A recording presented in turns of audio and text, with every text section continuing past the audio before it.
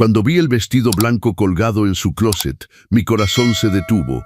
Mi nuera Sofía me miró directo a los ojos y me dijo con una sonrisa helada: «Ah, ya nos casamos ayer. Solo invitamos a personas especiales». Esas palabras cayeron sobre mí como una cubeta de agua fría. Personas especiales. Yo, que durante 3 años había pagado su renta de 16,000 pesos al mes, que había comprado cada mueble de su departamento, que llenaba su refrigerador cuando ni siquiera tenían para comer. Yo no era una persona especial. Me quedé ahí parado en la sala de mi propia casa, mirando ese vestido de novia como si fuera un fantasma, viendo a mi hijo Roberto evitar mi mirada mientras Sofía se acomodaba tranquilamente en el sofá que yo les había comprado. El traje gris que había escogido para su boda estaba colgado, inútil, en mi armario junto con los zapatos nuevos y la ilusión de ser parte del día más importante en la vida de mi único hijo. Había gastado 8,000 pesos en ese traje, pensando en el orgullo que sentiría en las fotos de la boda de Roberto, fotos en las que nunca apareceré. Durante semanas había planeado cada detalle. Había apartado 40,000 pesos como regalo de bodas. Había llamado a mi hermana Guadalupe en Monterrey para darle la buena noticia. Había limpiado mi casa de arriba a abajo pensando que tal vez vendrían a celebrar conmigo después de la ceremonia. Todo se derrumbó en un segundo con esas 4 palabras envenenadas: solo personas especiales. Roberto finalmente levantó la vista y me dijo con una voz que parecía ensayada: «Papá, fue algo íntimo, muy pequeño, solo nosotros dos y los testigos». Pero yo sabía que era mentira. Había visto las fotos en las redes sociales.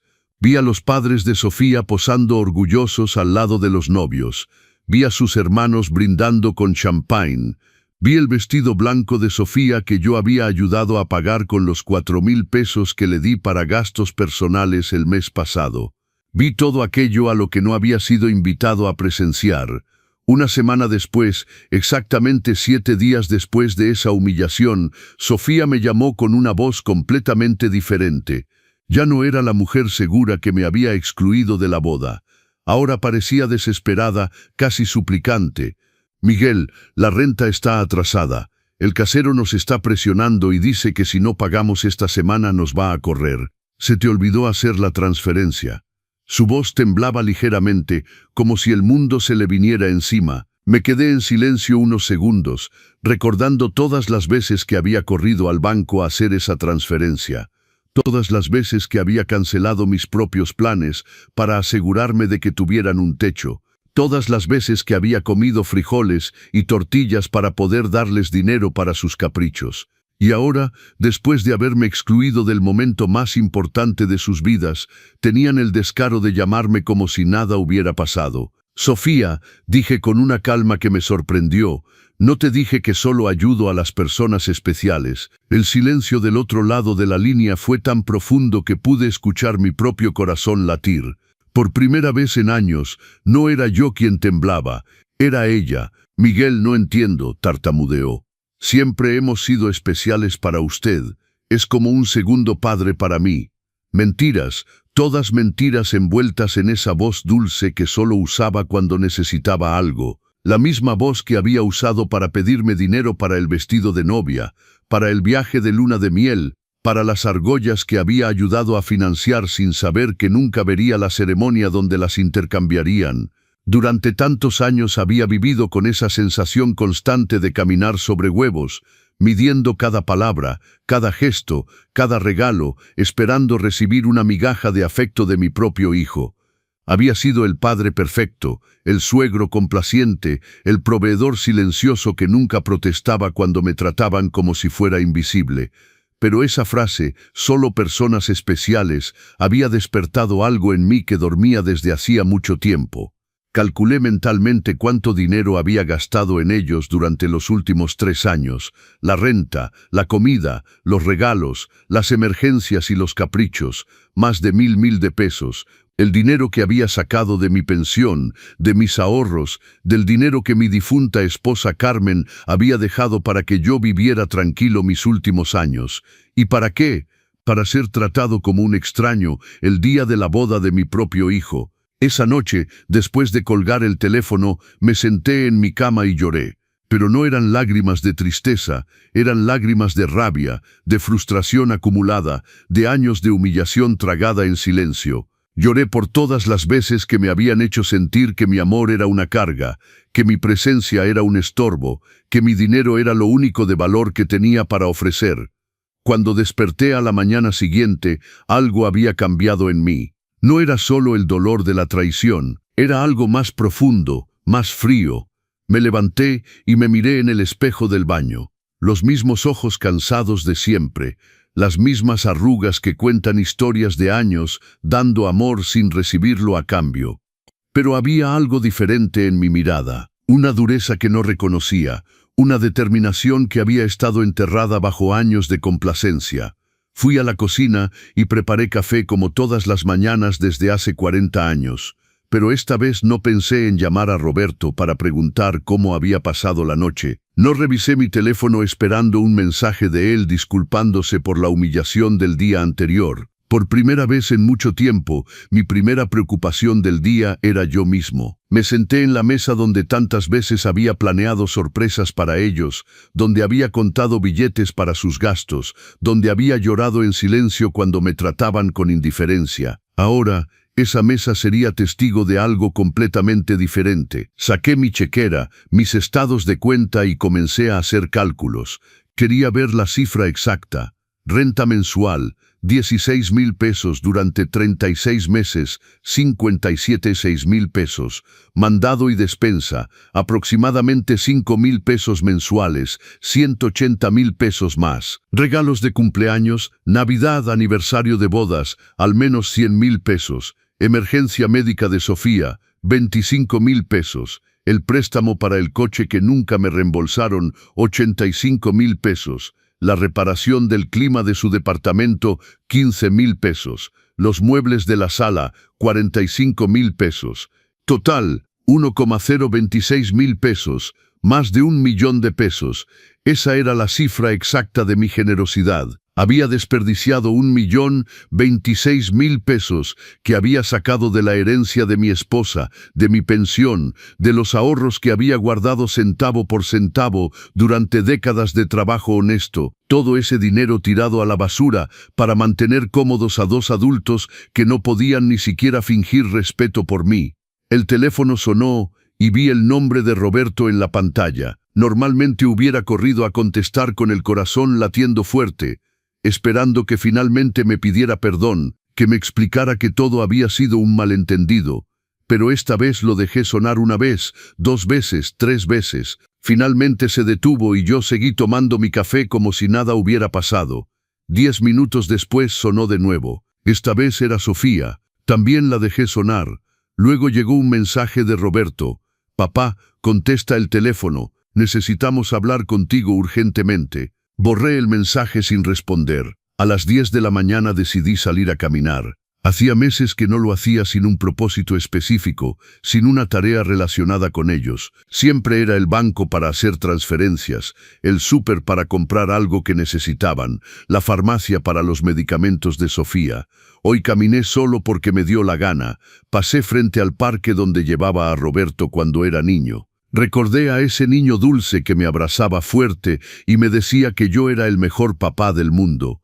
¿En qué momento se había convertido en este hombre que me trataba como si fuera un cajero automático con sentimientos? En el banco donde tantas veces había hecho transferencias automáticas, me detuve frente a la puerta. El director, el señor Ramírez, me vio a través del vidrio y me saludó con la mano. Lo conocía desde hace años, había procesado cada una de mis transferencias para Roberto y Sofía. Había visto mi cuenta vaciarse mes tras mes para llenarla de ellos.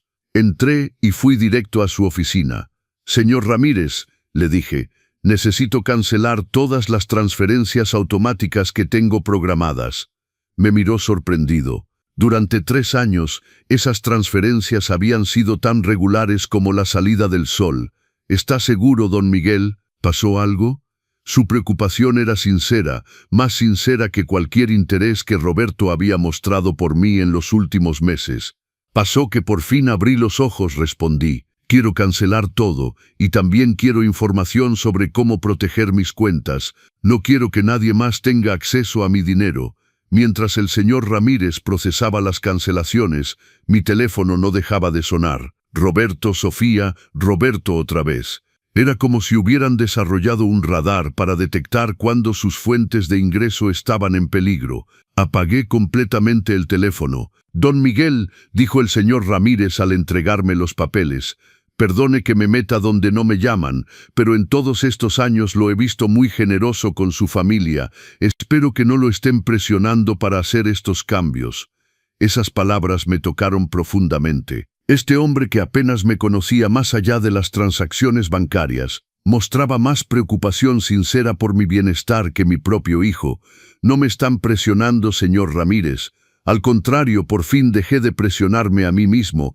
Cuando salí del banco me sentí extrañamente ligero, como si hubiera dejado un peso enorme en esa oficina. Por primera vez en años, mi dinero era completamente mío. No tenía compromisos financieros con gente que me veía como un recurso en lugar de como un ser humano. Caminé hacia la casa, pensando en todas las cosas que había dejado de hacer para complacer a Roberto y Sofía, los viajes que no hice para ahorrar dinero para ellos, los amigos que dejé de ver porque siempre estaba disponible para sus emergencias, los pasatiempos que abandoné porque cada peso que gastaba en mí era un peso menos para sus necesidades. Al llegar a mi casa, encontré 3 coches estacionados frente a mi puerta. El de Roberto, el de Sofía y uno que no reconocía. Había movimiento en mi casa a través de las ventanas. Mi sangre se heló. Tenían llaves. Les había dado las llaves porque confiaba en ellos, porque pensaba que un día me cuidarían como yo los había cuidado. Respiré profundo antes de abrir la puerta. Era hora de la primera verdadera confrontación de mi nueva vida. Abrí la puerta de mi casa y me encontré con una escena que nunca olvidaré. Roberto estaba sentado en mi sofá, con la cabeza entre las manos. Sofía caminaba de un lado a otro como animal enjaulado. Y había un hombre mayor que no conocía examinando papeles en mi mesa del comedor. «Mis papeles, mis documentos personales. ¿Qué está pasando aquí?», pregunté con una voz que sonaba extrañamente calmada. Los 3 me miraron como si yo fuera un intruso en mi propia casa. Sofía fue la primera en hablar. Su voz tenía esa urgencia desesperada que ya había escuchado por teléfono. «Miguel, gracias a Dios que llegó. Necesitamos hablar. El licenciado Vargas es del despacho de abogados donde consultamos sobre su situación». «¿Mi situación?». La pregunta salió de mi boca con una calma que me sorprendió. «¿Qué situación? Yo estoy perfectamente bien». Roberto finalmente levantó la cabeza y me miró con esos ojos que habían sido de un niño inocente y que ahora solo reflejaban pánico financiero. «Papá, fuimos al banco y nos dijeron que cancelaste todas las transferencias. El señor Ramírez nos explicó que también bloqueaste nuestro acceso a tus cuentas. No entendemos por qué hiciste eso». El licenciado Vargas, un hombre de unos 50 años con traje gris y una sonrisa que no me inspiraba confianza, se acercó a mí con la mano extendida. «Don Miguel, soy Francisco Vargas, abogado especializado en derecho familiar. Sus hijos están preocupados por su bienestar mental y me han pedido que evalúe la situación».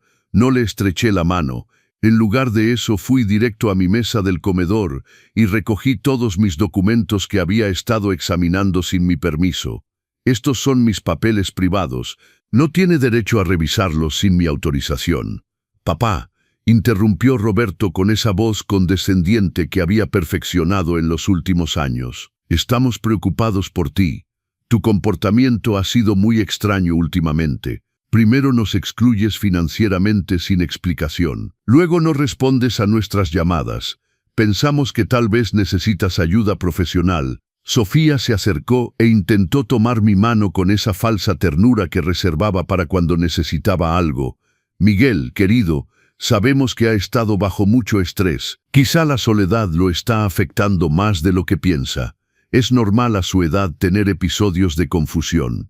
La palabra confusión resonó en mi cabeza como una campana de alarma. Ahora entendía por qué habían traído al abogado. No era para ayudarme, era para declararme mentalmente incapaz y tomar el control de mis finanzas. La misma mujer que me había dicho que solo invitaban a personas especiales a su boda ahora, me trataba como si fuera un viejo senil. No estoy confundido, dije con una firmeza que los hizo callar a todos. Estoy más lúcido de lo que he estado en años, y van a salir de mi casa inmediatamente. El licenciado Vargas intervino con esa voz profesional que los abogados usan cuando quieren parecer razonables. Don Miguel, entiendo que se sienta abrumado, pero sus hijos tienen el derecho legal de intervenir si consideran que su capacidad para tomar decisiones financieras está comprometida. Han documentado varios comportamientos preocupantes. Comportamientos preocupantes. La risa que salió de mi garganta fue casi cruel. Cómo decidir que mi dinero es mío, cómo elegir no financiar más la vida de dos adultos que me tratan como basura. Sofía se sobresaltó como si la hubiera abofeteado. Nunca te hemos maltratado, eres parte de nuestra familia. Todo lo que tienes será nuestro de todas formas algún día. Solo estamos adelantando el proceso. Ahí estaba la verdad desnuda y cruda. Todo lo que tenía sería de ellos un día. En su mente, yo ya estaba muerto y solo estaban recuperando la herencia por anticipado. No importaba si tenía 70 años por delante o 70 días, para ellos yo era solo una cuenta bancaria con patas que se había vuelto problemática. Fuera, dije señalando la puerta. Los tres, fuera de mi casa. Roberto se levantó con esa expresión de niño caprichoso que ponía cuando no conseguía lo que quería. Papá, no podemos irnos así, tenemos responsabilidades, la renta, los pagos del coche, la tarjeta de crédito que avalaste, no puedes simplemente cortarnos de un día para otro. No puedo, mi voz subió de tono por primera vez en toda esta conversación. ¿Quién dijo que no puedo? Durante 36 meses pagué una renta que ni siquiera está a mi nombre. Llené un refrigerador en una casa donde no soy bienvenido. Financié una vida que claramente no incluye un lugar para mí. El licenciado Vargas sacó una carpeta de su maletín y la puso en mi mesa. Don Miguel, hemos preparado algunos documentos que podrían facilitar esta transición. Un poder notarial que permitiría a Roberto y Sofía administrar sus finanzas de manera más eficiente. Sería temporal, solo hasta que se sienta mejor.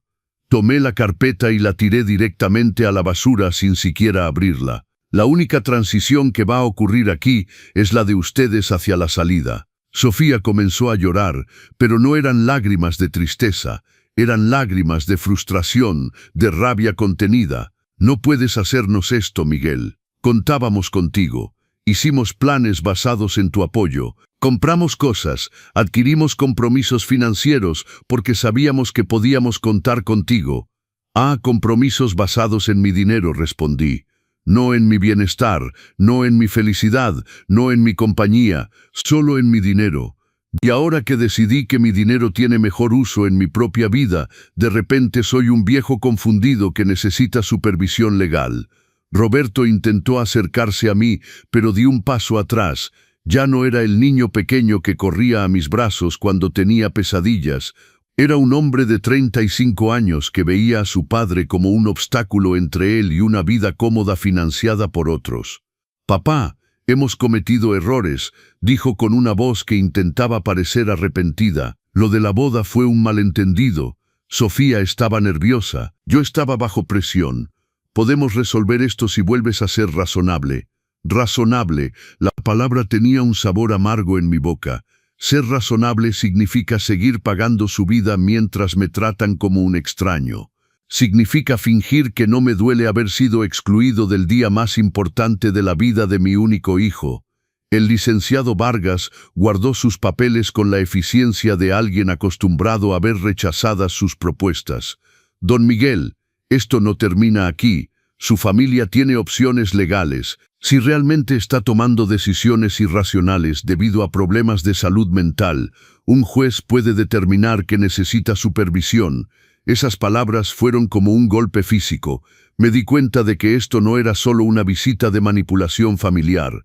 Era una amenaza legal real. Querían declararme incompetente para manejar mis propios asuntos. Licenciado Vargas, dije mirándolo directamente a los ojos, le sugiero que investigue bien antes de amenazar a un hombre de 65 años que ha manejado sus finanzas impecablemente durante 40 años, que crió solo a un hijo después de enviudar, que mantuvo un hogar, que trabajó hasta jubilarse honorablemente y que hasta la semana pasada mantenía financieramente a 2 adultos perfectamente capaces. Sofía dejó de llorar y me miró con una frialdad que finalmente mostraba su verdadero rostro.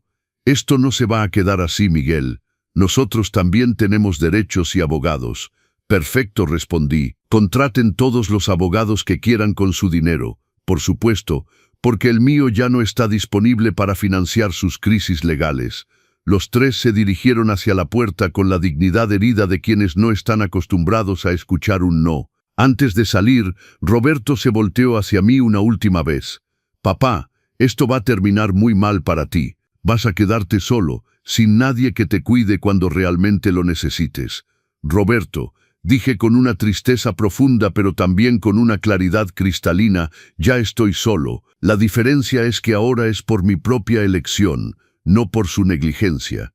Cuando la puerta se cerró detrás de ellos, me quedé parado en mi sala, rodeado del silencio más hermoso que había escuchado en años. Era el silencio de la libertad.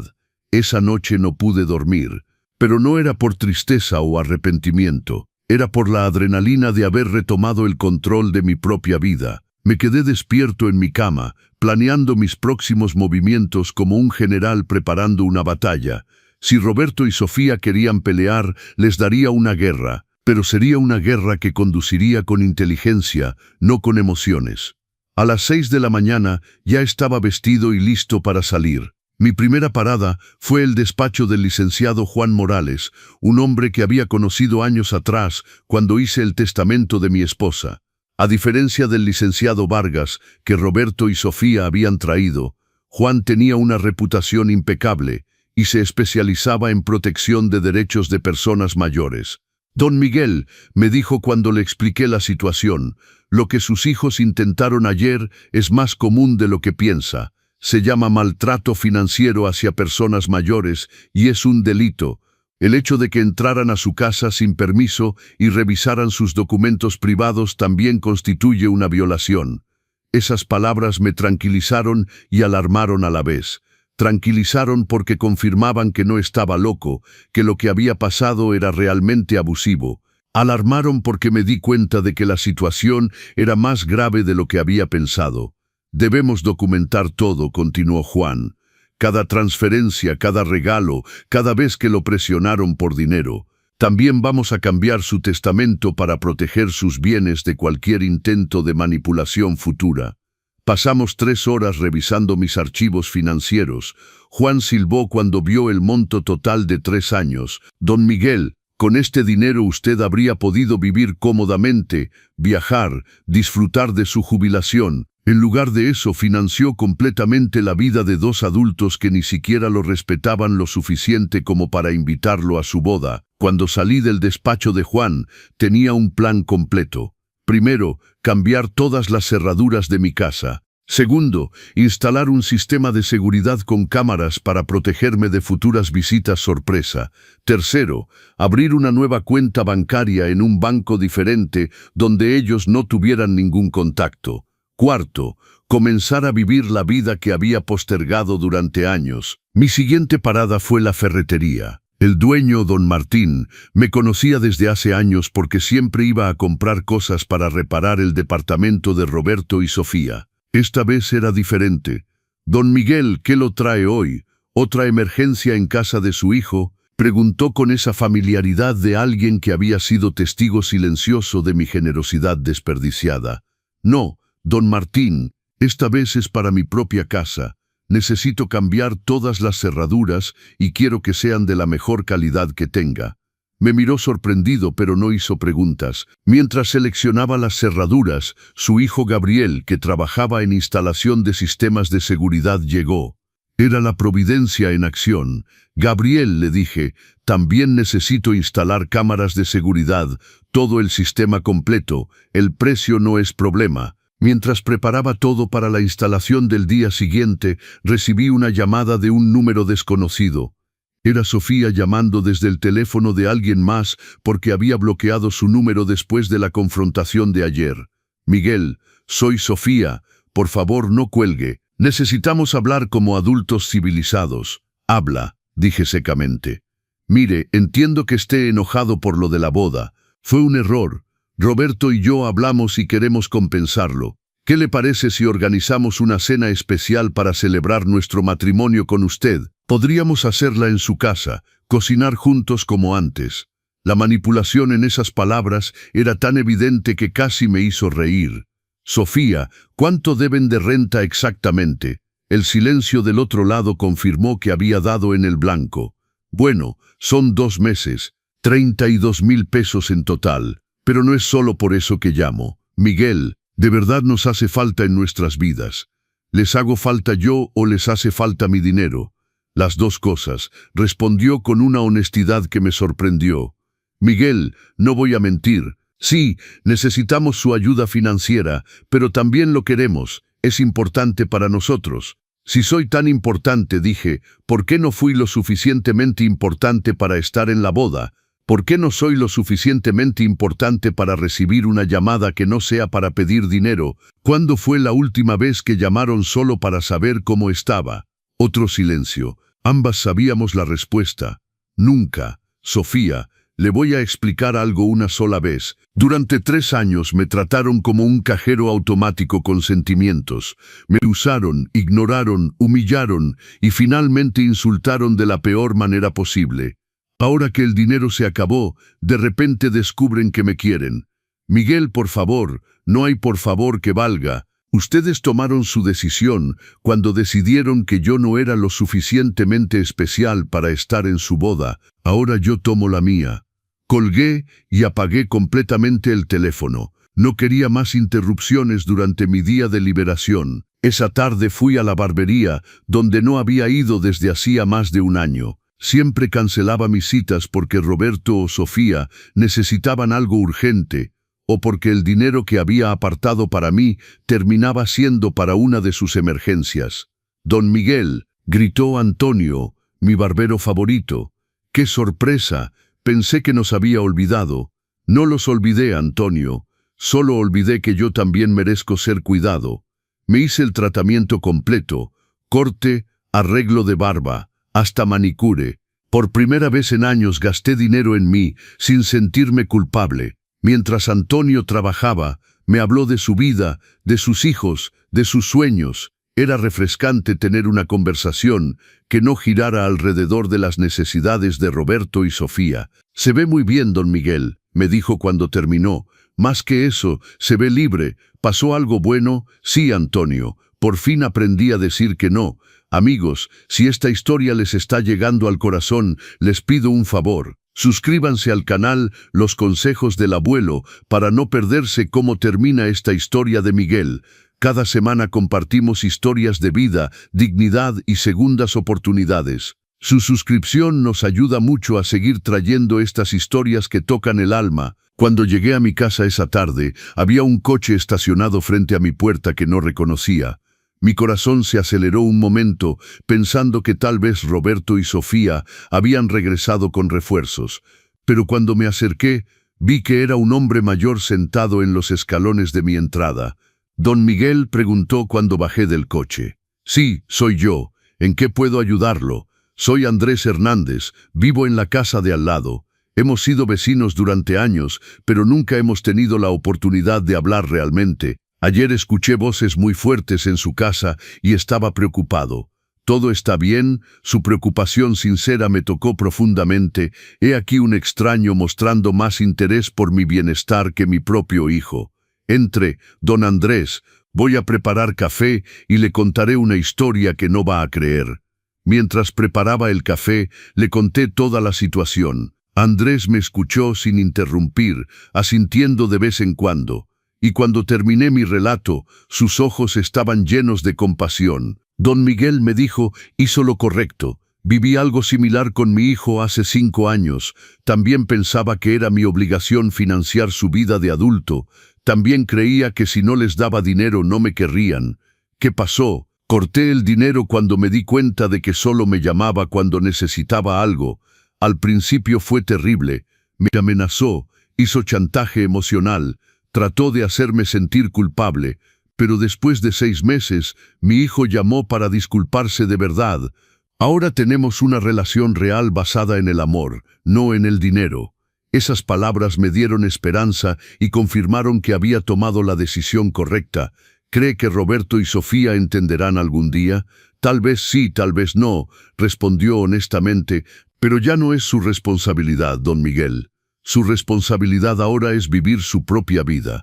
Esa noche, por primera vez en 3 años, me fui a dormir sin preocuparme de si Roberto y Sofía tenían dinero para la renta, para la comida, para sus caprichos. Me fui a dormir pensando en mí mismo, en mis proyectos, en mi futuro, y dormí mejor que en años. Al día siguiente, Gabriel y don Martín llegaron a las 9 de la mañana para cambiar las cerraduras e instalar el sistema de seguridad. Mientras trabajaban, mi teléfono no dejaba de sonar de números desconocidos. Sofía seguía intentando contactarme desde diferentes teléfonos, pero había desarrollado una nueva habilidad: ignorar completamente las llamadas que no me convenían. Don Miguel, me dijo Gabriel mientras instalaba las cámaras, este sistema le va a dar tranquilidad total. Puede ver quién llega a su casa desde su teléfono, incluso cuando no esté aquí. Y si alguien entra sin permiso, se envía una alerta automáticamente a la policía. La ironía no se me escapó. Estaba instalando un sistema de seguridad para protegerme de mi propio hijo, pero ya no me dolía como antes. Era simplemente una medida práctica para mantener mi nueva paz. Mientras trabajaba, decidí hacer algo que no hacía desde hace años: llamar a mi hermana Guadalupe en Monterrey. Habíamos perdido el contacto porque cada vez que hablábamos, terminaba contándole las hazañas de Roberto y Sofía, cuánto dinero había gastado en ellos, el orgullo que sentía de poder ayudarlos. Ahora me daba cuenta de que nuestras conversaciones se habían convertido en reportes financieros disimulados como noticias familiares. «Miguel», respondió Guadalupe sorprendida. «Hermano, ¿cómo estás? Hace meses que no hablamos». «Estoy bien, Guadalupe. Mejor que nunca, de hecho. Te llamo para decirte que por fin recuperé la razón». Le conté toda la historia desde el principio: la boda secreta, la humillación, la visita con el abogado, mi decisión de cortar el financiamiento. Guadalupe me escuchó en silencio, y cuando terminé, su respuesta me sorprendió. «Miguel, hermano, ya era hora. Cada vez que hablábamos me partía el corazón escucharte presumir de cuánto dinero le habías dado a Roberto, como si el amor se midiera en pesos. Quería decirte algo, pero no sabía cómo». «¿Qué querías decirme? Que Roberto nunca hablaba de ti con afecto cuando lo escuchaba en las reuniones familiares.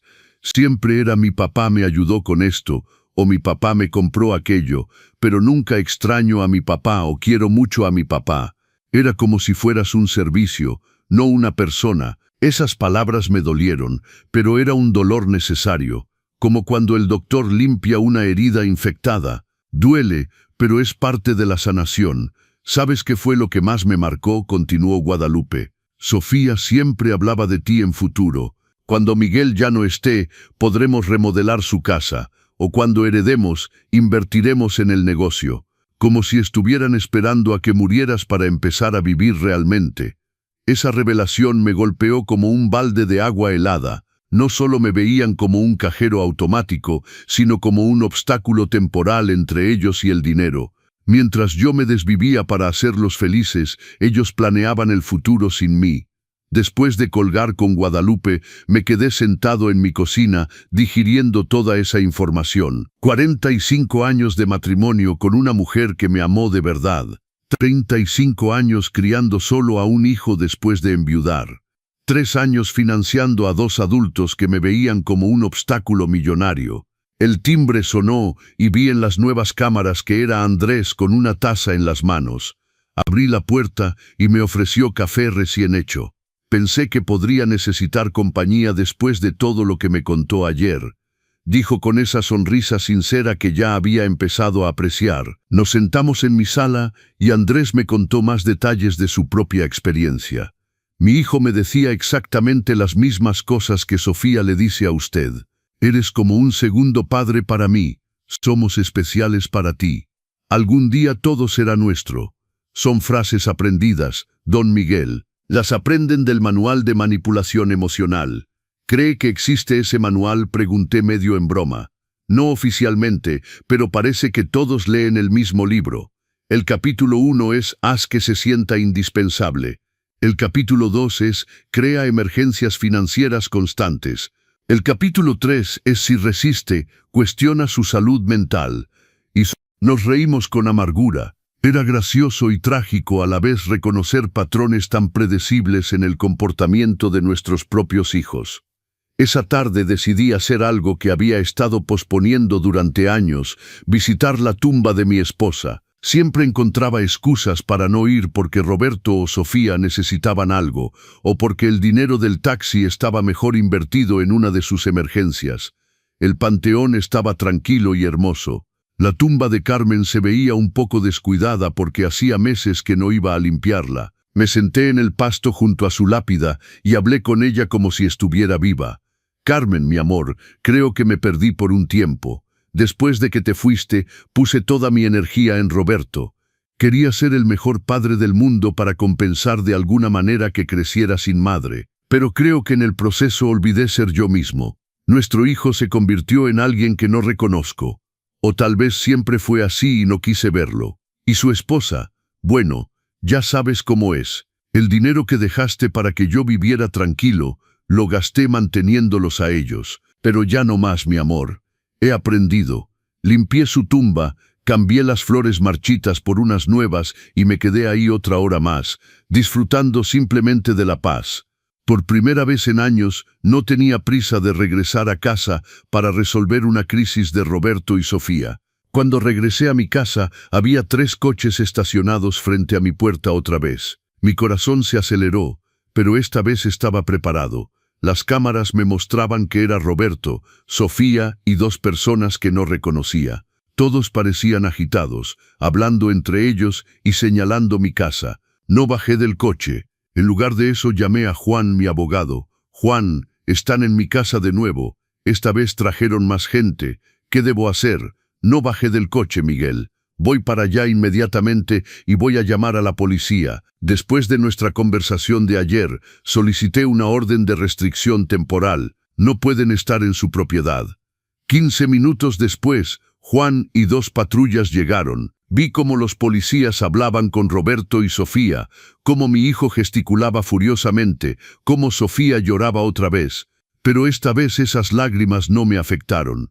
Uno de los policías se acercó a mi coche. Señor, puede bajar tranquilo, sus visitantes se van a retirar ahora. Cuando bajé del coche, Roberto gritó desde la calle. Papá, esto es ridículo, somos tu familia, no puedes llamar a la policía contra tu propio hijo. Roberto, respondí con una calma que me sorprendió. La familia no amenaza con juicios de incapacidad mental. La familia no entra a las casas ajenas sin permiso. La familia no trata a sus padres como cajeros automáticos. Sofía gritó del otro lado de la calle. Nos vas a pagar todo lo que nos debes. Tenemos facturas que avalaste. No puedes abandonarnos así.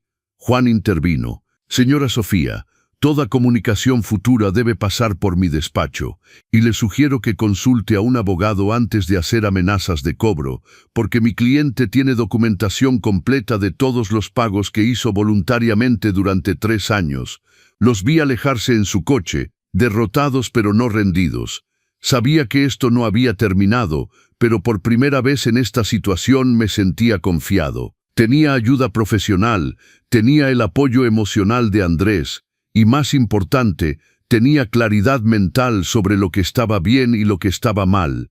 Esa noche Andrés me invitó a cenar en su casa. Conocí a su hijo que había venido a visitarlo, y pude ver con mis propios ojos cómo era una relación familiar sana. Hablaban con respeto, se interesaban sinceramente en la vida del otro, reían juntos. El hijo no pidió dinero ni una sola vez durante toda la velada. Esto es lo que quería con Roberto. Le confesé a Andrés cuando su hijo se fue.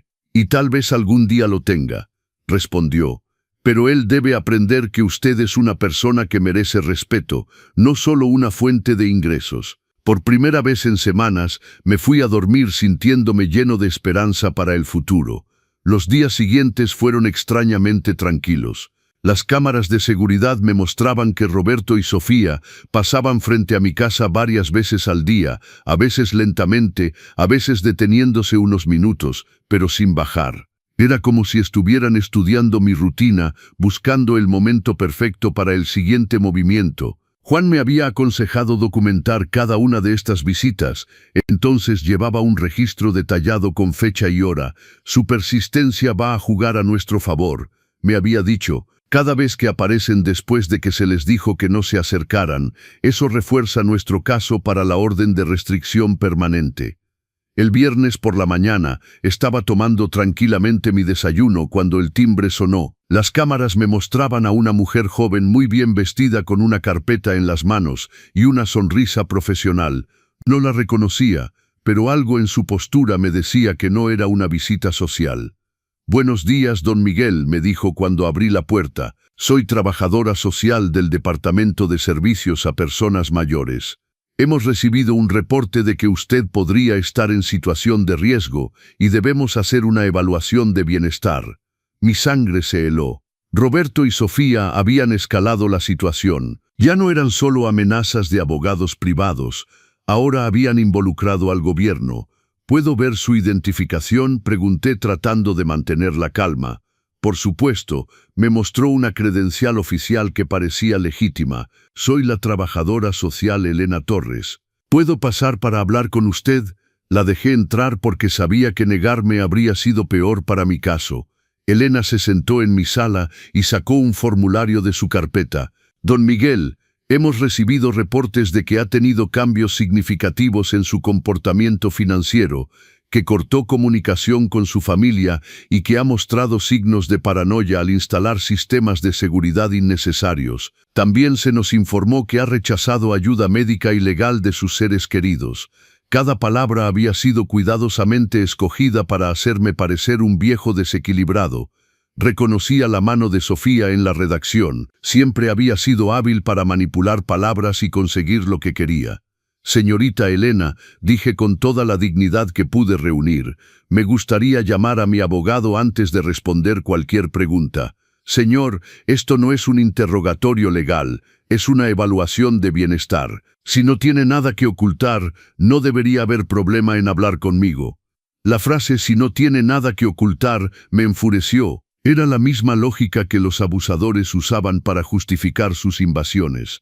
«Si eres inocente, no deberías quejarte de que violen tu intimidad». «Señorita, voy a llamar a mi abogado. Puede esperar aquí o volver otro día, pero no responderé preguntas sin representación legal presente». Llamé a Juan y llegó en 20 minutos. Cuando entró y vio a la trabajadora social, su expresión se endureció. «Señorita Torres», dijo después de examinar su identificación, «espero que tenga una orden para estar aquí, porque mi cliente está bajo mi representación legal y cualquier evaluación no autorizada constituye acoso». «Señor», respondió Elena con menos confianza que antes, «tenemos reportes de familia preocupada por el bienestar del señor». «¿Qué familia?», preguntó Juan secamente. «La misma familia que intentó hacerle firmar un poder notarial sin representación, la misma familia que entró a su casa sin permiso y revisó sus documentos privados, la misma familia que lo excluyó de eventos importantes mientras vivía de su dinero». Juan sacó una carpeta de su maletín y la puso sobre la mesa. «Aquí tengo documentación completa de maltrato financiero y emocional contra mi cliente. 1 millón de pesos extraídos de sus cuentas en 3 años. Exclusión social sistemática y chantaje emocional. Si alguien debe ser investigado aquí, no es mi cliente». Elena examinó los documentos con incomodidad creciente. Era evidente que la información que le habían dado no correspondía con la realidad que tenía frente a ella. «Don Miguel», me dijo finalmente, «¿puede explicarme por qué decidió cortar el apoyo financiero a su hijo de manera tan abrupta?» «Porque por fin entendí que me estaba usando», respondí simplemente, «porque me di cuenta de que para ellos yo no era un padre, era una cuenta bancaria». porque me cansé de financiar la vida de gente que me veía como un obstáculo. Pero ¿no considera que es su responsabilidad ayudar a su familia? La pregunta me indignó. Señorita Elena, mi responsabilidad como padre fue criar a mi hijo hasta los 18 años, educarlo y darle las herramientas para ser un adulto independiente. Mi hijo tiene 35 años, está casado y es perfectamente capaz de mantenerse. Financiar su vida de adulto no es mi responsabilidad, es mi elección, y elegí dejar de hacerlo. Juan intervino antes de que Elena pudiera responder. Señorita Torres, ¿consideraría usted normal que un adulto de 35 años no pueda pagar su propia renta sin la ayuda de su padre de 65? Elena no respondió inmediatamente. Podía ver que estaba reconsiderando toda la situación. Don Miguel me preguntó después de un momento, ¿maneja usted sus propias finanzas completamente? Puedo mostrarle mis estados de cuenta, mis inversiones, mis pagos de impuestos. Todo está al día y en orden. Vive de manera independiente. Como puede ver, mantengo mi casa limpia, me cuido físicamente, manejo mi propio transporte, tengo relaciones sociales sanas con mis vecinos. Toma medicamentos, solo vitaminas y suplementos. No tengo condiciones médicas que requieran medicamentos. Juan agregó, mi cliente acaba de pasar evaluaciones médicas completas como parte de nuestro proceso legal. Está en perfecto estado de salud mental y física. Elena cerró su carpeta y suspiró. Don Miguel, basándome en esta conversación y en la documentación que he revisado, no veo evidencia de que esté en peligro o que necesite intervención. Voy a cerrar este caso. Después de que se fue, Juan y yo nos quedamos en silencio unos minutos. Miguel, me dijo finalmente, esto va a seguir escalando. Roberto y Sofía no se van a detener hasta que recuperen el acceso a su dinero. Debemos prepararnos para el siguiente movimiento. Esa tarde, reflexionando sobre la visita de la trabajadora social, me di cuenta de algo importante. Ya no me sentía como una víctima, me sentía como un hombre que había tomado el control de su vida y que estaba listo para defenderla. Llamé a Guadalupe para contarle lo que había pasado. Miguel, hermano, me dijo después de escuchar todo, ¿sabes qué es lo que más me impresiona de esta historia? No es que tan mal se portaron Roberto y Sofía, es que tan fuerte te has vuelto. Esas palabras me tocaron profundamente. Tenía razón. Hace un mes, la visita de una trabajadora social me habría devastado, me habría hecho dudar de mí mismo, me habría hecho considerar volver a financiar a Roberto y Sofía, solo para evitar problemas. Pero ahora estaba firme en mis decisiones. Esa noche Andrés vino a verme con una botella de vino. Don Miguel, quiero celebrar con usted, celebrar que hoy resistió otro ataque contra su libertad y que salió victorioso. Cada vez que se mantiene firme, se vuelve más fuerte. Brindamos por mi nueva fuerza, por mi nueva vida, por la libertad que había estado esperando sin saberlo durante años. Andrés, le dije mientras tomábamos nuestro vino, ¿cree que algún día dejaré de extrañar al Roberto que era cuando era niño? Probablemente no, respondió honestamente. Pero va a dejar de permitir que esa nostalgia lo mantenga prisionero del Roberto que es ahora. Esas palabras contenían una sabiduría profunda. Podía amar al niño pequeño que había sido mi hijo sin permitir que el adulto abusivo en que se había convertido siguiera haciéndome daño.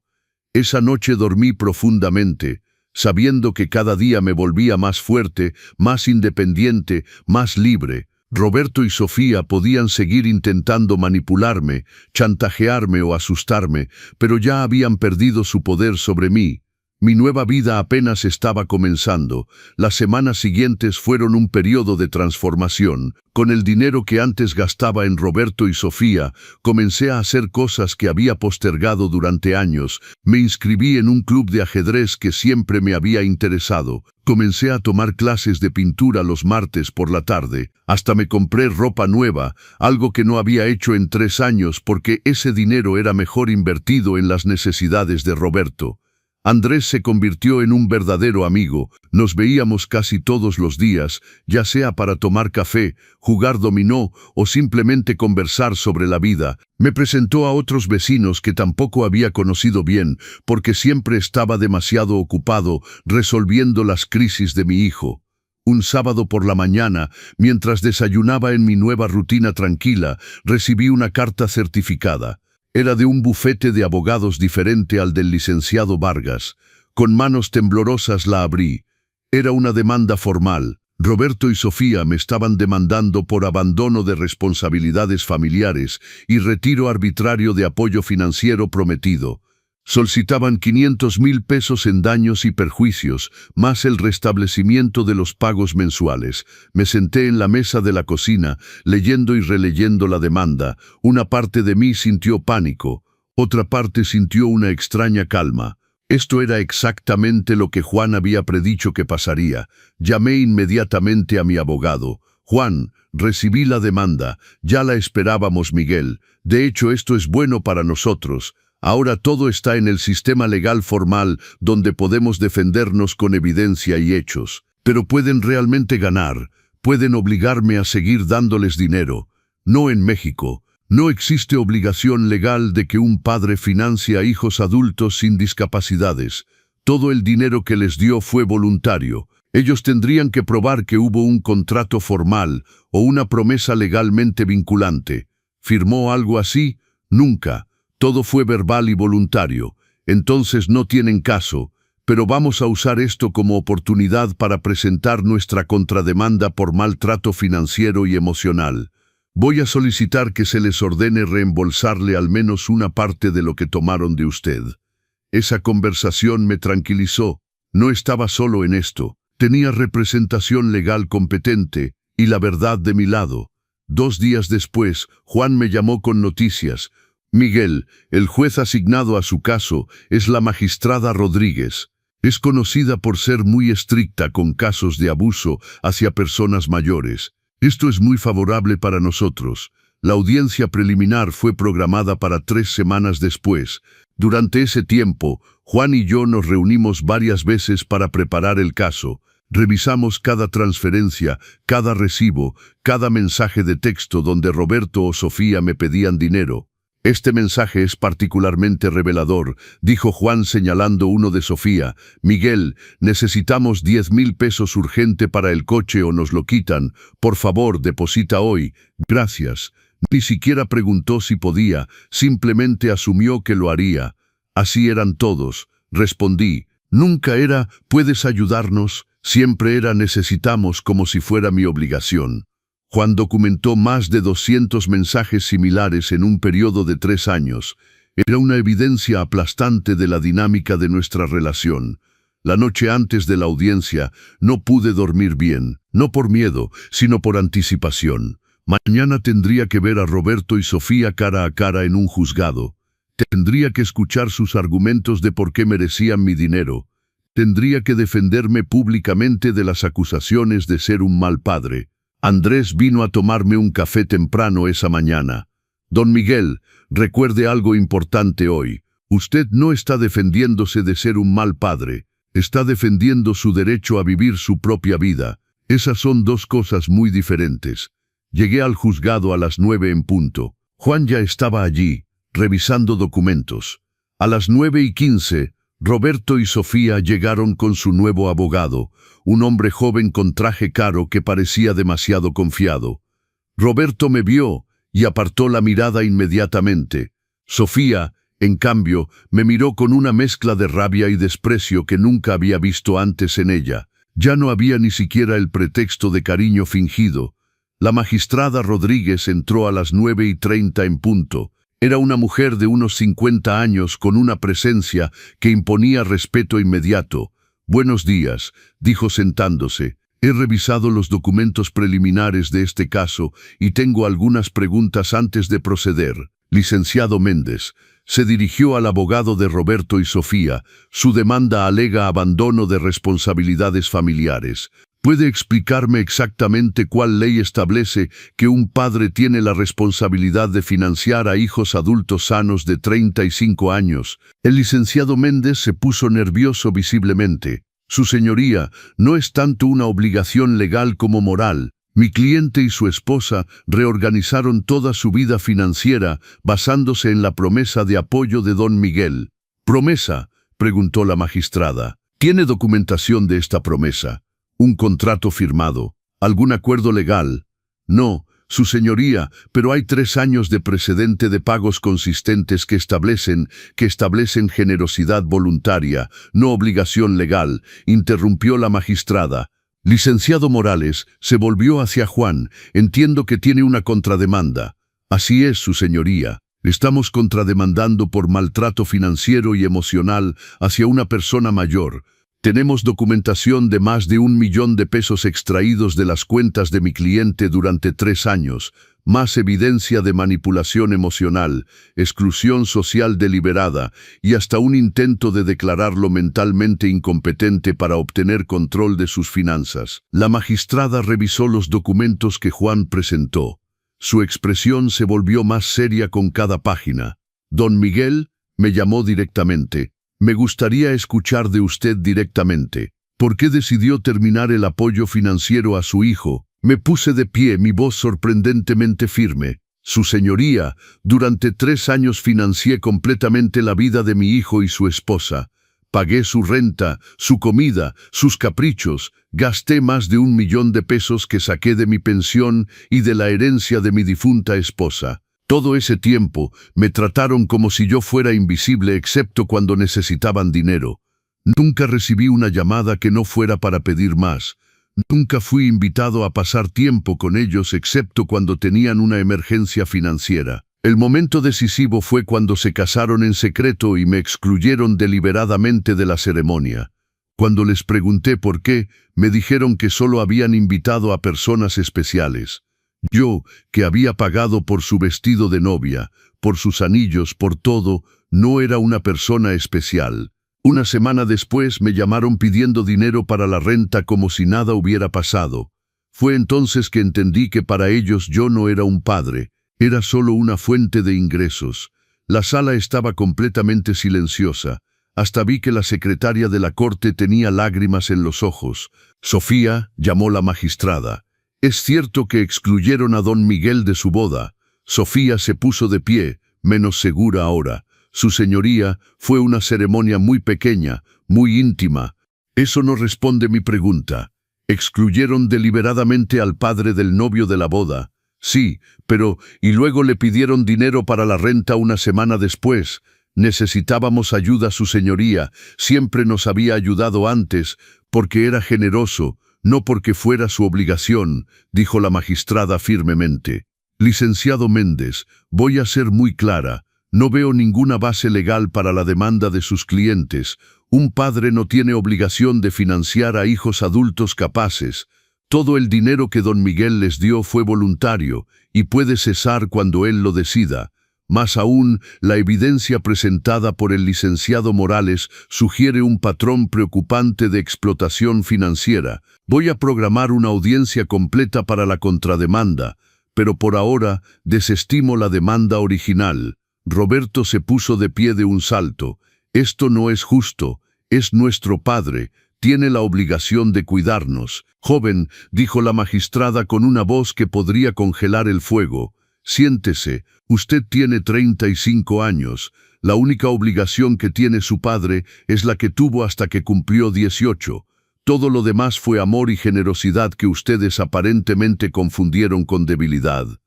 Y para que quede claro, si vuelvo a ver evidencia de que están acosando, amenazando o manipulando a don Miguel, voy a considerar órdenes de restricción más severas. ¿Me entienden? Sí, su señoría, murmuró Roberto. Cuando salimos del juzgado, Juan me dio un abrazo. Miguel, ¿viste eso? Ganamos. No solo desestimó su demanda, prácticamente los regañó por abuso. Pero yo no sentía victoria, sentía una tristeza profunda. Acababa de pelear una batalla legal contra mi propio hijo, había ganado, pero ¿a qué costo? Si llegaron hasta aquí, saben que esta no es solo la historia de Miguel, es la historia de muchos abuelos que dan todo por sus hijos. Si valoran estas historias de la vida real, suscríbanse a los consejos del abuelo y activen la campanita, así no se pierden ninguna lección de dignidad y amor propio. Compartir este video también nos ayuda enormemente. Andrés me estaba esperando afuera del juzgado. Cuando me vio salir, supo inmediatamente por mi expresión que algo importante había pasado. Don Miguel, ¿cómo fue? Ganamos, dije simplemente. La jueza desestimó su demanda completamente. Hasta los regañó. Entonces, ¿por qué se ve tan triste? Porque acabo de pelear una batalla legal contra mi propio hijo Andrés. Gané la batalla, pero siento que perdí algo más grande. Andrés puso su mano en mi hombro. Lo que perdió don Miguel, ya lo había perdido hace mucho tiempo. Lo que ganó hoy fue su dignidad y su libertad. Tenía razón, por supuesto. Pero eso no hacía que el dolor fuera menos real. Esa noche no quise estar solo. Andrés me invitó a su casa y su esposa, doña Marta, preparó una cena deliciosa. Mientras comíamos, les conté todo lo que había pasado en la audiencia. Esa magistrada es una mujer sabia, dijo doña Marta. Vio la verdad inmediatamente. Y ahora Roberto y Sofía saben que no pueden manipularlo más. Pero, ¿creen que esto es el final?, pregunté. ¿O seguirán intentando? Depende de ellos, respondió Andrés. Algunos hijos nunca aprenden, otros necesitan tocar fondo antes de despertar. Lo importante es que usted ya puso sus límites claros. Los días siguientes fueron extrañamente tranquilos. Por primera vez desde que había cortado el dinero, no hubo llamadas, no hubo visitas, no hubo amenazas. Era como si la decisión de la magistrada hubiera sido un jarro de agua fría que finalmente los había hecho detenerse. Utilicé ese tiempo para continuar reconstruyendo mi vida. Me uní a un grupo de excursionismo para personas mayores y fui de viaje a las pirámides de Teotihuacán, algo que había querido hacer durante años pero nunca había podido porque ese dinero era mejor invertido en Roberto. Conocí gente nueva, hice amigos nuevos, descubrí pasatiempos que ni siquiera sabía que me gustaban. Me compré una cámara y empecé a tomar fotografía. Comencé a ir a conciertos en el Palacio de Bellas Artes. Por primera vez en décadas, estaba viviendo para mí mismo, no para otros. Un mes después de la audiencia, mientras estaba en el parque tomando fotos de los patos en el lago, mi teléfono sonó. Era un número que no tenía guardado, pero reconocí el prefijo. Era de Monterrey. Guadalupe. Miguel, sí, hermana. ¿Cómo estás? Estoy bien, pero necesito decirte algo. Roberto me llamó ayer. Mi corazón se aceleró. ¿Qué quería? Dinero, al principio. Me contó una historia sobre cómo lo habías abandonado, cómo estabas siendo egoísta, cómo necesitaba ayuda desesperadamente. ¿Y qué le dijiste? Le dije que ya sabía toda la historia real, que me habías contado sobre la boda secreta, sobre los 3 años de explotación financiera, sobre la demanda. Se quedó callado por un momento y luego su voz cambió completamente. Cambió como, empezó a llorar Miguel. De verdad, no era actuación. Me dijo que estaba desesperado, que Sofía lo estaba presionando constantemente, que tenían deudas de más de 200,000 pesos que habían acumulado pensando que tú siempre estarías ahí para rescatarlos. Eso no es mi problema, Guadalupe. Lo sé, hermano. Y eso es exactamente lo que le dije. Pero también le dije algo más. Le dije que si realmente quería arreglar su relación contigo, tenía que empezar por asumir responsabilidad por sus acciones. No con palabras, sino con hechos. ¿Y qué dijo? Preguntó cómo podía hacer eso. Le dije que empezara buscando trabajo de verdad, que dejara de vivir por encima de sus posibilidades y que cuando tuviera su vida en orden que te llamara.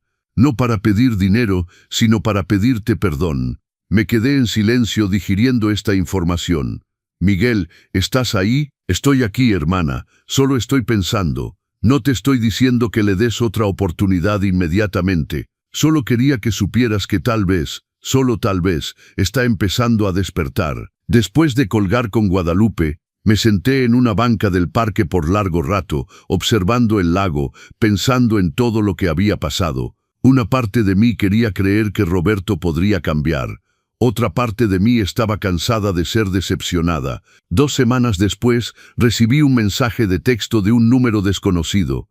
Papá, soy Roberto. Sé que probablemente no quieras hablar conmigo y lo entiendo. Solo quería que supieras que conseguí trabajo. No es gran cosa, es en un almacén, pero es honesto. También quería decirte que Sofía y yo nos estamos separando. Ella no quiso aceptar que teníamos que cambiar nuestra forma de vivir. Sé que esto no arregla nada de lo que hice. Solo quería que lo supieras. No respondí inmediatamente. De hecho, no respondí en absoluto durante 3 días. Necesitaba pensar, procesar, consultar con las personas en las que confiaba.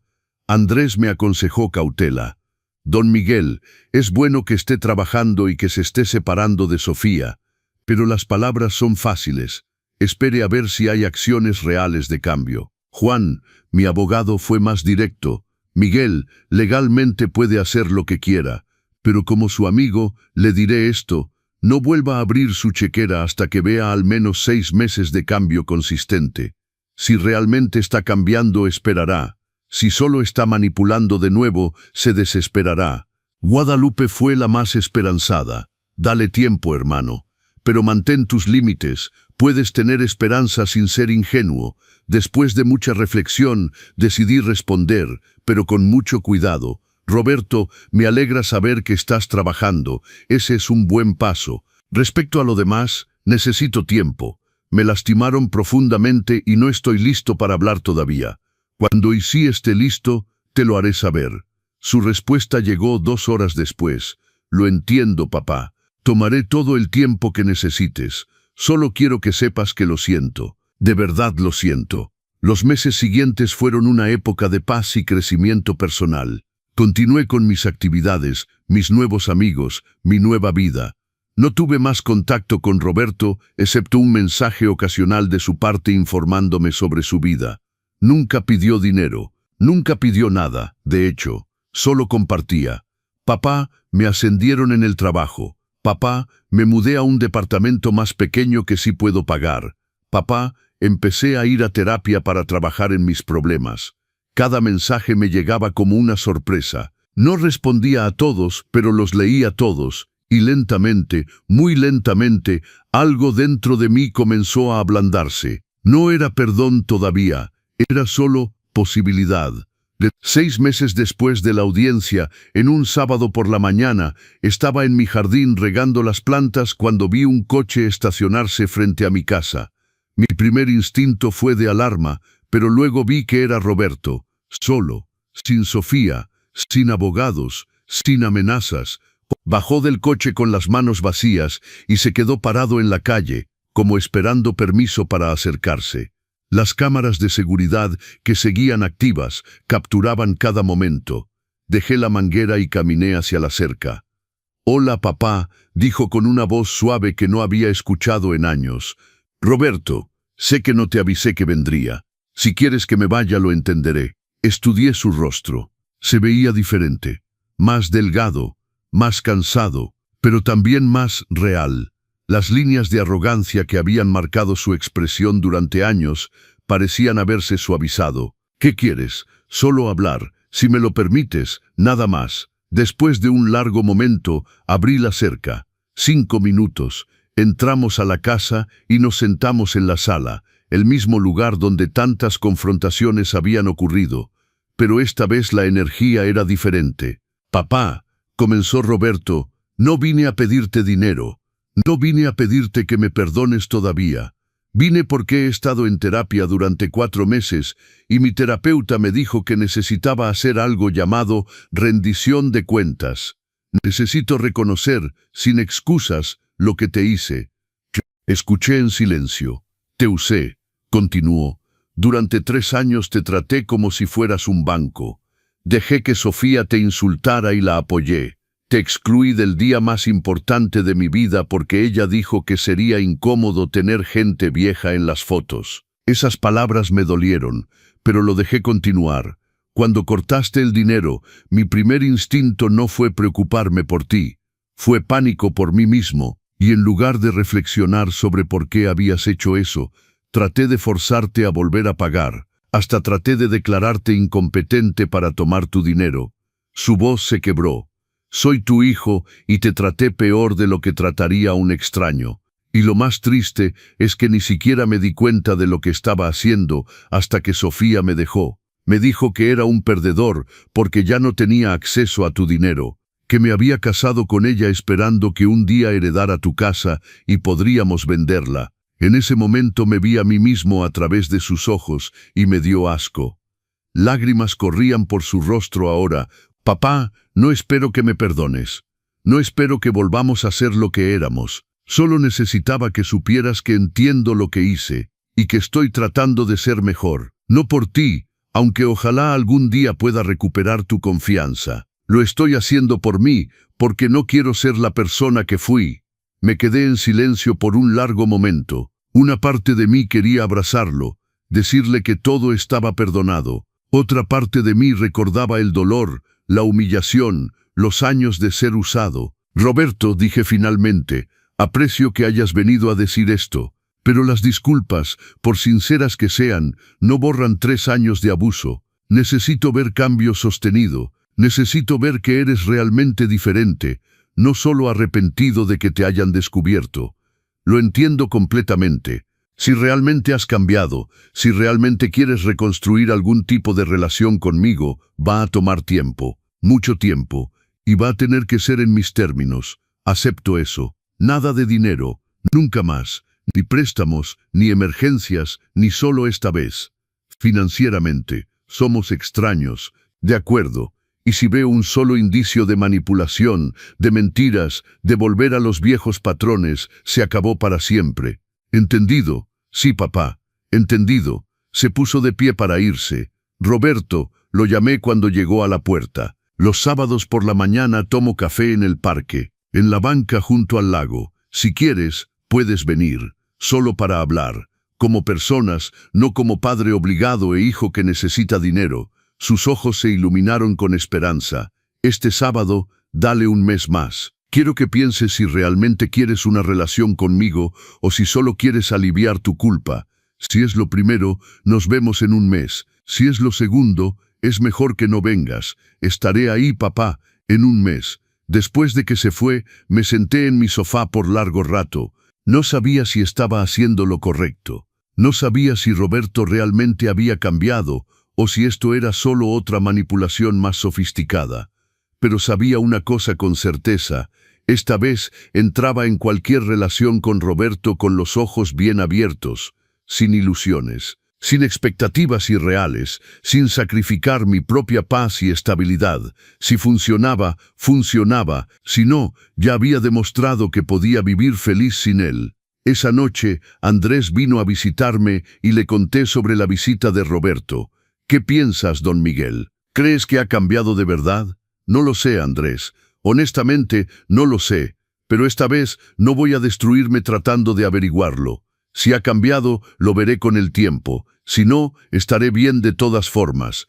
Esa, dijo Andrés con una sonrisa, es la respuesta de un hombre que finalmente encontró su libertad. Y tenía razón. Durante meses había estado construyendo una vida que no dependía de Roberto, que no se centraba en Roberto, que no se sacrificaba por Roberto. Si él se convertía en parte de esa vida eventualmente, sería bienvenido. Pero si no, yo seguiría siendo feliz. Esa noche dormí profundamente, sin la ansiedad que había acompañado cada interacción con mi hijo durante años. Sin importar lo que pasara con Roberto, yo ya había ganado lo más importante. Me había recuperado a mí mismo. El mes pasó más rápido de lo que esperaba. Durante ese tiempo, continué con mi nueva rutina. Las clases de pintura, el club de ajedrez, las excursiones con el grupo de senderismo. Cada día me despertaba emocionado por lo que vendría, no ansioso por qué crisis tendría que resolver.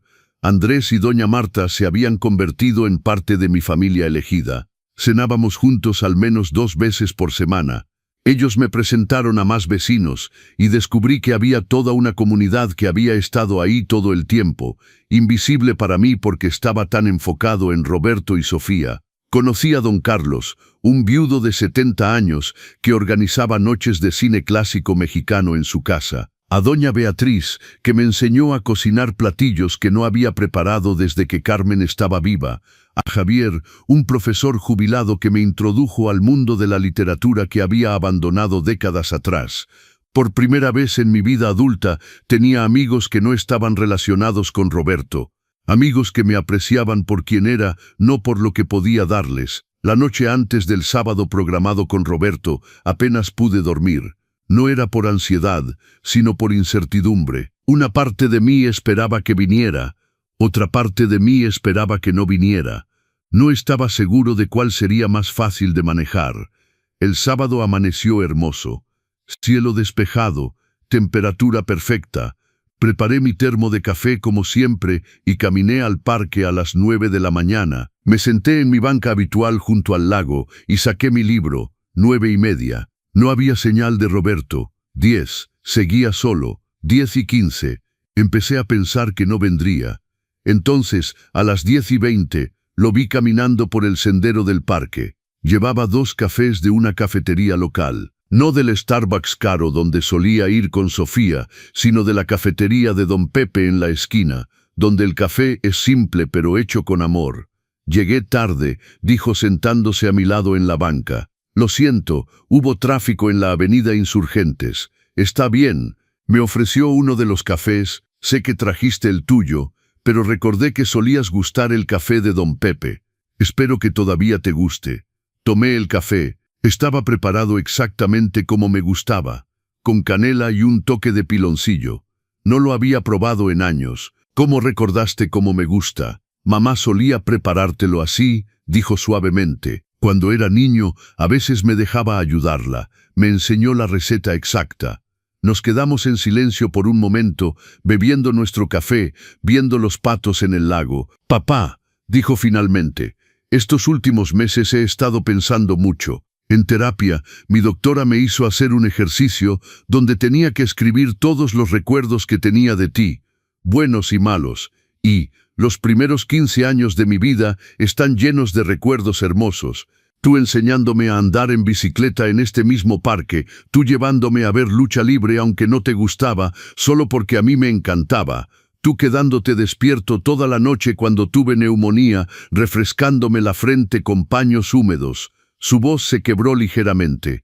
Y luego cuando conocí a Sofía, es como si todos esos recuerdos se borraran. Ella tenía esta manera de hablar de ti que te hacía parecer menos. Decía cosas como tu papá es tan anticuado o tu papá no entiende cómo funciona el mundo moderno. Y yo la dejé. Peor aún, empecé a repetir esas cosas.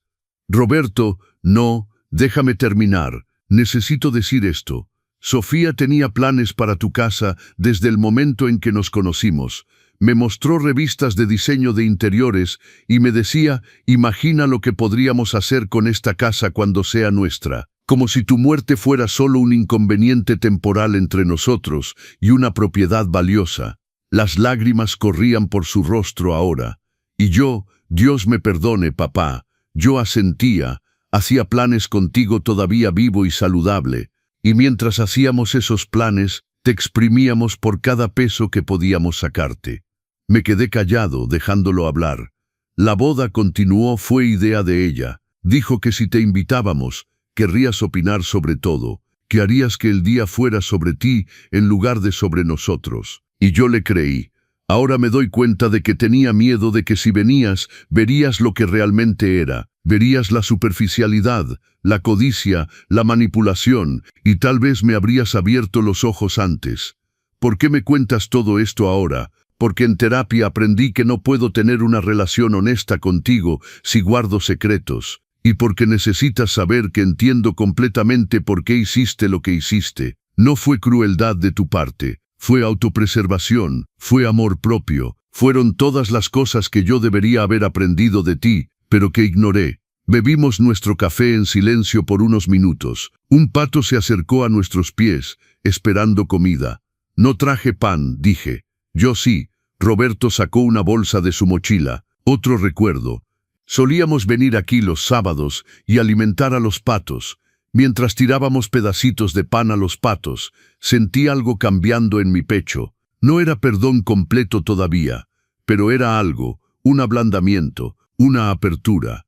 Roberto, dije después de un rato, aprecio que hayas venido y aprecio tu honestidad, pero necesito que entiendas algo. No sé si alguna vez volveremos a tener la relación que teníamos cuando eras niño. Ese tiempo pasó, esa inocencia se perdió.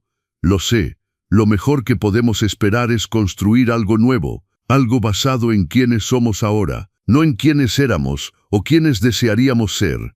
Me parece justo. Y eso significa que tendrás que conocerme de nuevo, porque yo también he cambiado, Ya no soy el hombre que dejará todo para rescatarte. Ya no soy el padre que valoraba ser necesitado más que ser respetado. Quiero conocer a ese nuevo hombre, dijo Roberto, si me lo permites. Durante las siguientes semanas, Roberto y yo nos reunimos cada sábado en el parque. Siempre a la misma hora, siempre en la misma banca. Hablábamos de todo y de nada, de su trabajo en el almacén, de mis clases de pintura, de libros que habíamos leído, de películas que habíamos visto. Nunca hablábamos de dinero, nunca mencionábamos el pasado excepto cuando surgía naturalmente. Lentamente, muy lentamente, empezamos a conocernos como personas, no como padre obligado e hijo necesitado. Un sábado, Roberto llegó con algo en las manos. Era un sobre. ¿Qué es esto?, pregunté. Ábrelo. Dentro había un cheque por 5,000 pesos. Roberto, ya te dije que no quiero tu dinero. No es para que lo gastes, papá. Es simbólico. Durante los próximos años, cada mes voy a darte un cheque. No espero que los cobres, pero quiero que veas que estoy tratando de devolverte algo de lo que tomé. No puedo devolver el 1,000,000 de pesos que gasté. Probablemente nunca gane tanto en mi vida, pero puedo intentar compensar de alguna manera. Roberto, por favor, déjame hacer esto. No por ti, aunque espero que signifique algo para ti. Lo hago por mí, para probarme a mí mismo que puedo ser responsable, que puedo dar en lugar de solo tomar. Tomé el cheque. No tenía intención de cobrarlo, pero entendía lo que significaba para él dármelo. Gracias. Los meses pasaron. El invierno dio paso a la primavera. Mi vida continuó floreciendo. Hice mi primera exhibición de fotografía en un centro comunitario local. Gané un torneo de ajedrez en mi club. Viajé a Oaxaca con el grupo de excursionismo. Y cada sábado, Roberto estaba en la banca del parque, esperándome con café de Don Pepe. Un día, 6 meses después de nuestra primera reunión en el parque, Roberto llegó con noticias. Papá, me ofrecieron una promoción en el trabajo. Supervisor de turno. Es un aumento del 40%.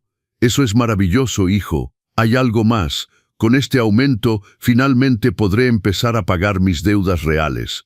No solo las simbólicas contigo, sino las reales, las tarjetas de crédito, los préstamos. En 2 años podría estar completamente libre de deudas.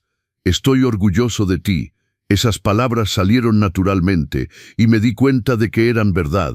Estaba orgulloso, no del Roberto que había sido, sino del Roberto que estaba tratando de ser. Papá, dijo después de un momento, ¿puedo preguntarte algo? Por supuesto. ¿Crees que algún día podrás perdonarme completamente? Pensé en esa pregunta por un largo momento.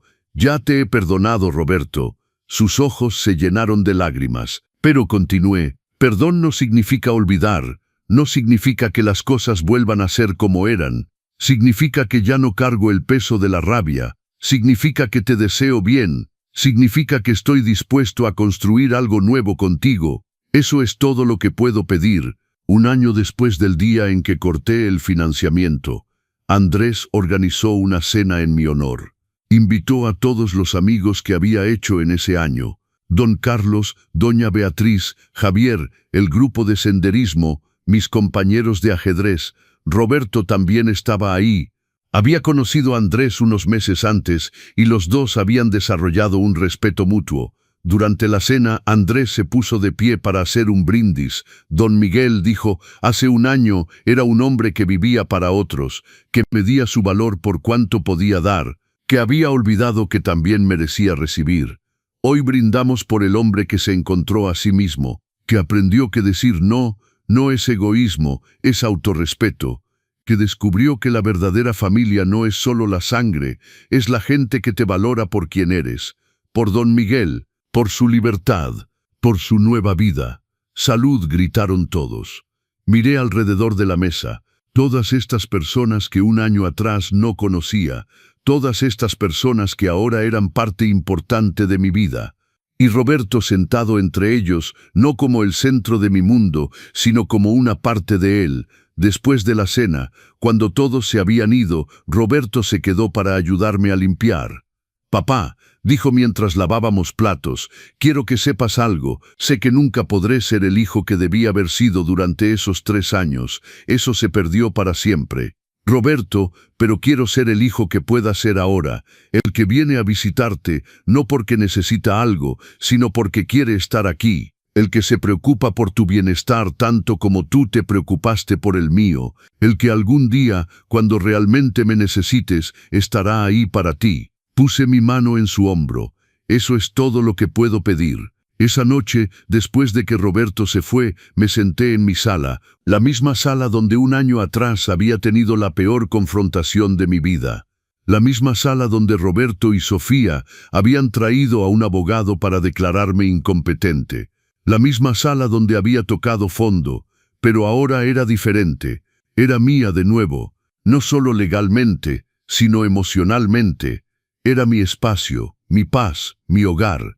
Pensé en todo el camino que había recorrido, la humillación de la boda secreta, la desesperación de cortar el dinero, el miedo durante las amenazas legales, la determinación durante la batalla en la corte, la incertidumbre durante los primeros meses de silencio, la esperanza cautelosa cuando Roberto empezó a cambiar, y ahora finalmente la paz. No era una paz perfecta. Todavía había días en que pensaba en los 3 años perdidos, en el $1.000.000 desperdiciado, en la relación que podría haber tenido con Roberto si las cosas hubieran sido diferentes. Pero eran cada vez menos esos días, y cada vez más me despertaba agradecido por la vida que tenía ahora, por la libertad que había reclamado, por las personas que había conocido, por el respeto propio que había recuperado. Mi teléfono vibró. Era un mensaje de Roberto. Gracias por la cena de hoy, papá. Fue especial conocer a tus amigos. Te quiero. Sonreí. Hace un año, un mensaje así me habría llenado de esperanza desesperada, de necesidad de creer que todo estaba bien. Ahora simplemente lo aprecié por lo que era, un mensaje agradable de un hijo que estaba tratando. También te quiero, hijo. Nos vemos el sábado. Y eso era suficiente. Porque había aprendido la lección más importante de mi vida. Amar a alguien no significa permitir que te destruyan. Ser padre no significa sacrificar tu propia felicidad. Dar no tiene que significar quedarte vacío. Había aprendido a decir no. Había aprendido a ponerme primero. Había aprendido que merecía respeto, no solo como padre, sino como persona. Y lo más importante, había aprendido que nunca es demasiado tarde para empezar de nuevo. A los 65 años, después de 45 años de matrimonio, 35 años de ser padre y 3 años de ser usado, finalmente había encontrado algo que no sabía que estaba buscando. Me había encontrado a mí mismo. Esa noche dormí profundamente, con una sonrisa en mi rostro. Mañana sería otro día de mi nueva vida, un día que viviría en mis propios términos. Y eso, después de todo, era todo lo que había querido. Epílogo. 2 años después, Roberto apareció en mi puerta un domingo por la mañana. No era nuestro sábado habitual, y eso inmediatamente captó mi atención. Papá, dijo cuando abrí la puerta, hay alguien que quiero que conozcas. Detrás de él había una mujer joven con una sonrisa genuina. No tenía el brillo superficial que Sofía siempre había tenido. Había calidez en sus ojos. Papá, ella es Ana. Hemos estado saliendo durante 6 meses. Ana, él es mi papá Miguel. Mucho gusto, don Miguel, dijo Ana extendiendo su mano. Roberto me ha contado mucho sobre usted. Sobre su amor por la fotografía, su club de ajedrez, su viaje reciente a Guanajuato. Me di cuenta inmediatamente de lo que no dijo. No mencionó mi casa, no mencionó mi dinero. No mencionó herencias o propiedades. Habló de quién era yo, no de qué tenía. Mucho gusto, Ana. Gustan pasar. Estaba preparando café. Mientras preparaba el café, escuché a Roberto y Ana hablar en la sala. Hablaban de un proyecto que estaban haciendo juntos, voluntariado en un comedor comunitario. Hablaban de los libros que estaban leyendo. Hablaban como socios iguales, no como usuario y usado. Cuando les llevé el café, Ana me preguntó sobre mis fotografías en la pared. «¿Usted tomó estas? Son hermosas, especialmente esta del amanecer en el parque. Gracias. Es de mi banca favorita. donde Roberto y yo nos reunimos los sábados. Lo sé, sonrió. Roberto me llevó ahí. Me contó cómo ustedes reconstruyeron su relación. Dice que esa banca es el lugar más importante de su vida, porque es donde aprendió lo que significa ser un hombre de verdad. Miré a Roberto. Él asintió con lágrimas en los ojos.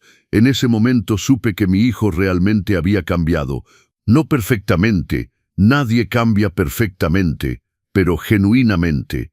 Y más importante, supe que yo también había cambiado, porque en lugar de buscar inmediatamente señales de alarma en Ana, en lugar de estar en guardia contra manipulación, simplemente disfruté el momento. Si funcionaba entre ellos, maravilloso. Si no, Roberto sabría cómo manejarlo. Ya no era mi trabajo rescatarlo, era su trabajo vivir su propia vida. Y esa libertad, esa paz de saber que ya no era responsable de la felicidad de mi hijo adulto, era el regalo más grande que me había dado a mí mismo. Cuando se fueron esa tarde, Andrés salió de su casa y se acercó. ¿Viste eso?, le dije. Roberto tiene novia nueva, parece agradable. ¿Y tú cómo estás con eso? Estoy bien, dije honestamente. Si es la persona correcta para él, me alegraré. Si no lo es, él lo descubrirá. Pero de cualquier manera, yo estaré bien. Andrés me dio una palmada en la espalda. Eso, don Miguel, es el sonido de un hombre completamente libre. Y tenía razón. Finalmente, completamente, totalmente libre. Gracias por acompañar a Miguel en este viaje de liberación y dignidad.